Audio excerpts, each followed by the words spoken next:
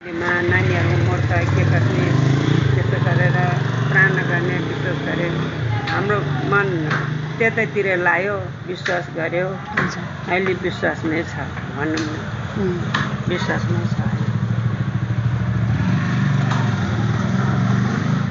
पहिला त्यो तपाईहरु बिरामी भएर पस्नुभयो कि बिरामी भएर हो मेरो छोराछोरीहरू बाह्र मर्ने गर्यो हजुर अनि हामीलाई क्रिस्टले मान्यो अलि ठिकै छ तपाईले मान्ने भन्ने कुरा त छँदै छैन तपाईले अनि कसले भन्यो सुरुमा परमेश्वरको बारेमा कसले भन्यो समयको आमा पत्तल चिन्छ नि त्यो के रे भन्नु त समयको आमा अहिले यो के रे समयको आमा भनेको होला एउटा गुरुङले गाएछ एउटा गुरुङले गाएछ समय फापरको छोरी मैले चिन्दैन होला उनीहरूले भनेको तपाईँलाई उनीहरू भनेको अनि त्यो नचिन्दाखेरि चर्च थियो म नि त्यतैतिर बस्थ्यो है बजे को भन्नु हो फेरि हजुरले समयको आमा के यो के रे यहाँ समय आउँछ तार तेरे यो गुरुङले गाएछ बग्ली जसरी हिँड्ने के बग्ली जसरी हिँड्ने चाहिँ यो गुरुङले गाएको के रे छोरी अनि त्यसको नाम के हो भने त्यो गुरुङ है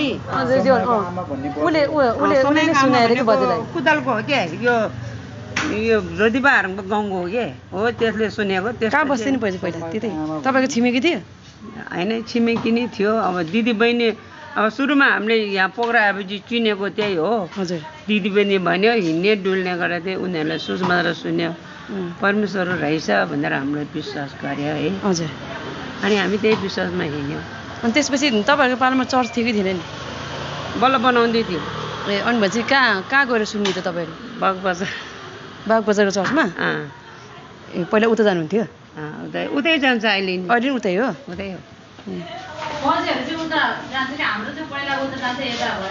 उताको यता आएको भयो त्यसरी नभए त मान्छे आउनु हुँदैन कोही कता जानु पर्यो अब बजेको कुरा केही सोध्ने फेरि छ अर्को बजे कहाँ जाने तपाईँ कहाँ जाने समय जति हुन्छ यही हो बस्ती बजे लङकुटी टोक्यो होला नि तल टोके छैन बजे टोके छैन मलाई छोरीले चलाएको छोरीले चलाएको होला नि लोड लाग्यो डिलमा यता त्यो छोरी के यो यसको छोरी नानीको छोरी अब बजेर सोध्न धेरै छ अनि पछि सुरुमा तपाईँ मात्रै मान्नुभयो कि बाजे नै मान्नुभयो म मात्रै बाजे मान्नु भएन अनि कति झङ्डी थियो नि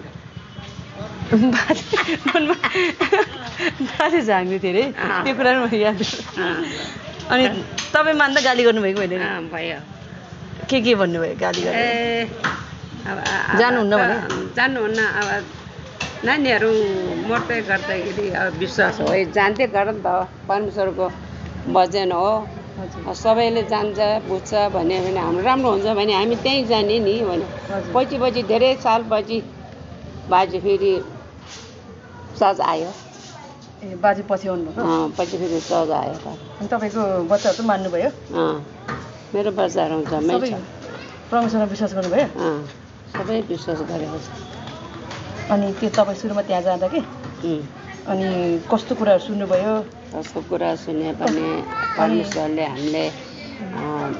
हामीलाई दुःखबिमारीबाट बचाउनु भयो हामीले समस्याबाट बचाउनु भयो हाम्रो अपराधहरू क्षमा गर्नुभयो परमेश्वर हाम्रो लागि मर्नुभयो गाड्नुभयो हाम्रो लागि बरु हुनुभयो त्यसकारण हामीलाई परमेश्वरले हाम्रो धेरै कुराहरू विश्वास गर्नुपर्छ परमेश्वरले हामी परमेश्वरको हुनुपर्छ यस्तो उच्च खानेकुराहरू खानुहुन्न पूजापाठ गर्नुहुन्न त्यति हो पूजापाठ गर्ने होइन परमेश्वर एउटा पछि लाग्ने परमेश्वरको शिव सङ्गति जाने अनि त्यसपछि तपाईँले सबै कुरा छोडिदिनु भयो हिन्दू धर्मको बुद्ध धर्मको छोड्यो तपाईँको बाबा आमा त मान्नुभयो मेरो बाबामा छैन पहिला अनि छोड्नुभयो मेरो बाबाले मैले विश्वास गरेर मेरो बाबाले मैले केही भन्दैन बाबाले मलाई गाली गर्दैन के गर्दैन तेरै इच्छा हो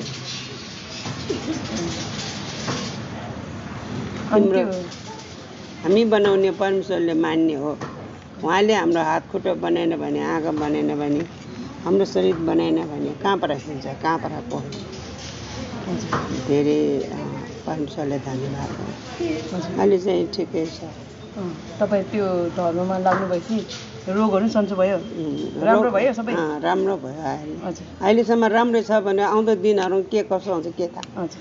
न के पो हुन्छ कि मर्छ कि लुरी लङ्गरो हुन्छ। अब आउँदो भक्त केही थाहा छैन होइन। हजुर। भोलि हामीले के खान्छ भनेर के थाहा हुन्छ त नि। हजुर। तातै काम जल्दी मरौँ गर्छ। भोलिको त थाहा हुँदैन। भोलिको कुरा थाहा भएन, अहिलेसम्म थाहा भएन।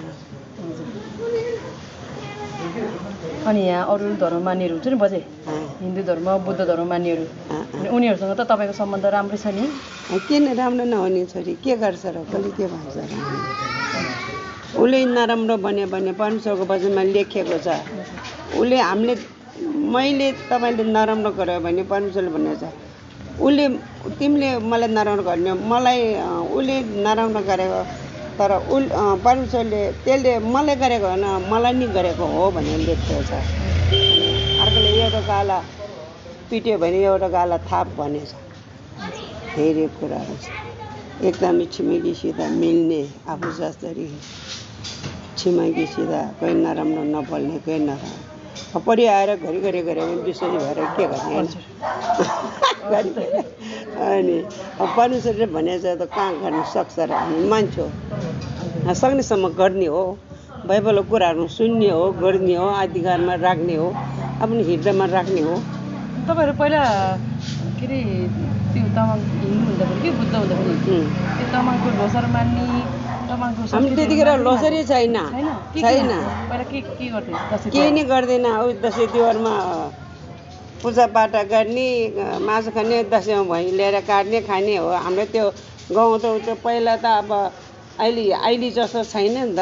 उहिले बाजेहरूले कता कता यो लाछ्यासी भन्छ वर्षमा देउता मान्ने, त्यो उसले गोरको देउता मान्ने भन्छ ऊ एउटा कुखुरा काट्नु जान्थ्यो भाले। अनि दसैँ तिहारमा बाजे लामो हो नि, घ्याङको लामो ठुलो लामो हो मेरो परिवार। बाजे ठुलो घ्याङको लामो कान्छा लामो। अहिले त दाइ एउटा छ लामा। अहिले त लामो छोड्यो जम्मै इसाई भयो।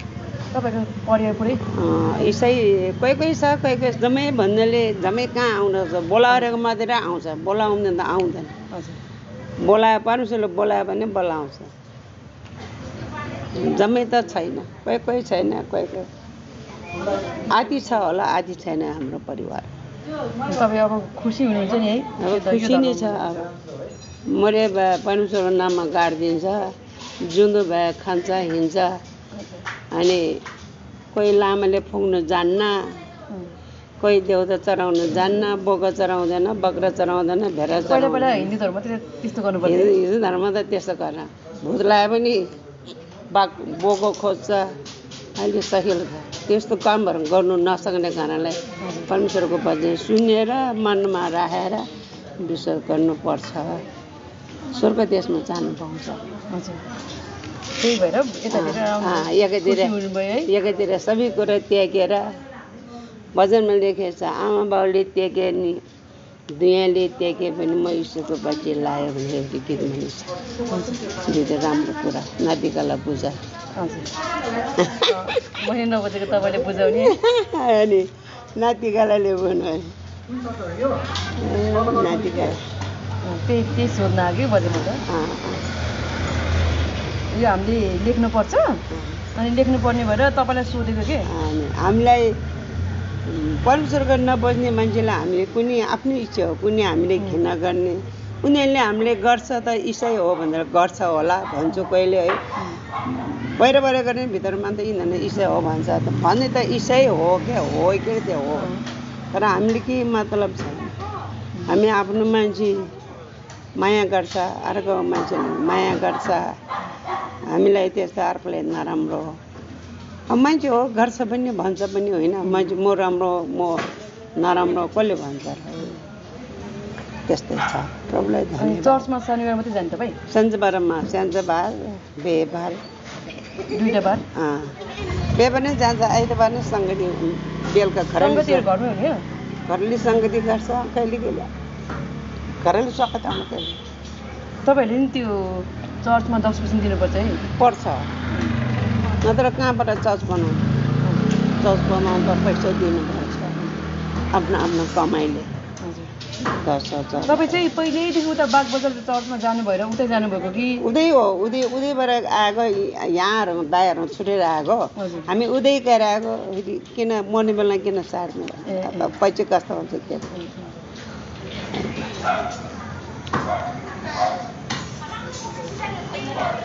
अरे हो त्यही त नि अब आमा छैन तेरो बच्चा छैन है छैन नि बजे हँ? छैन बच्चा आमा भएको भए अर्कै हुन्थ्यो बजे है आमा छैन उसको हुने त्यति छ उहाँबाट तोकेको दिनमा हामी जानै पर्छ हजुर उहाँले माथिबाट यीशु ख्रिस्टले बनायो हामी फेरि हाम्रो बाइबलमा यसो भनेको छ मरेको इसाईहरूले धन्य हो भनिन्छ आउँछ र आउँदैन है हजुर त्यहाँ आमा 2 वर्ष भयो आमा अब 2 वर्ष भयो बजे अब भयो अरू त ठुलै हो के अरे म र बहिनी हो कि अलिक सानो भनेको अन्त त्यस्तो भित्री बिरामी त थिएन अब हुन लेखेको हुने रहेछ हुन रहेछ हुन आउने